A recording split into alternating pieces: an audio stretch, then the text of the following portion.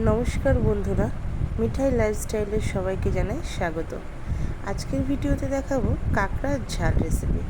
কাঁকড়ার ঝাল রেসিপি আমি কিভাবে করি আপনাদের সাথে শেয়ার করতে চাই, তো ভিডিওটি স্কিপ না করে সবাই দেখতে থাকুন। মশলার মধ্যে নিয়ে নিয়েছি কয়েকটি কাঁচা লঙ্কা, কয়েকটা পেঁয়াজ কুচি, আদা কুচি, রসুন কুচি, একটা তেজপাতা আর একটা গোটা এলাচ। এগুলোকে পেস্ট করে নেবো। আর টুকরো টুকরো করে আলু কেটে নিয়েছি। আর নিয়ে নিয়েছি ফোড়নে দেওয়ার জন্য পেঁয়াজ কুচি কিছুটা। আর ফোড়নে দেওয়ার জন্য নিয়ে নিয়েছি একটা গোটা তেজপাতা, দুটো শুকনো লঙ্কা, দুটো এলাচ, দুটো দারচিনি, দুটো লবঙ্গ। এগুলোকে ফোড়নে দেওয়া হবে। আর টমেটো নিয়ে যেহেতু, তাই টমেটো সসটা ইউজ করব। আগে আমি কড়াইয়ে আলুটাকে ভেজে নিয়েছি, তারপরে ফোড়নে সব দিয়ে পেঁয়াজ কুচিটাকে দিয়ে একটু ভালো করে লাল লাল করে পেঁয়াজটাকে ভাজা করে নেবো। তারপরে দেখুন মশলা নিয়ে নিয়েছি, কাশ্মীরি লঙ্কার গুঁড়ো, হলুদ গুঁড়ো, জিরে গুঁড়ো, ধনে গুঁড়ো। এটাকে আমি একটু জলের মধ্যে গুলিয়ে নেব। তারপরে দেখুন পেস্ট করে রাখা মশলাটাকে দিয়ে ভালো করে কষিয়ে নিলাম।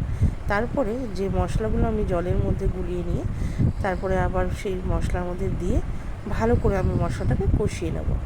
দেখুন কষানো প্রায় হয়ে গেছে। বেশ লাল লাল করে ভালো করে কষিয়ে নিতে হবে। যত ভালো কষানো যায় ততই খাবারের স্বাদটা ভালো হয়। তারপরে দেখুন আমি ওর মধ্যে কাঁকড়াটাকে দিয়ে দিয়েছি। কাঁকড়াটা দিয়ে এবার আলুটা দিয়ে, ভেজে রাখা আলুটা দিয়ে মশলাগুলো দিয়ে ভালো করে আগে কষিয়ে নিতে হবে মিডিয়াম ফ্লেমে গ্যাসটা রেখে। তারপর দেখুন কষানো কমপ্লিট হয়ে গেছে। তার মধ্যে আমি একটু গরম জল দিয়ে দিয়েছি আর দুটো কাঁচা লঙ্কাও ছিঁড়ে দিয়েছি। কাঁচা লঙ্কাতে সেন্টটা ভালো হয়। জলটা ফুটে গিয়ে দেখুন আমার কাঁকড়ার ঝাল রেডি হয়ে গেছে। দেখতেই পাচ্ছেন আলু দিয়ে কাঁকড়ার ঝাল। কাঁকড়াটা খুব বেশি বড় নয়, আবার ছোটো নয়, মিডিয়াম সাইজের কাঁকড়া। তো দেখুন আমার কাঁকড়ার ঝাল।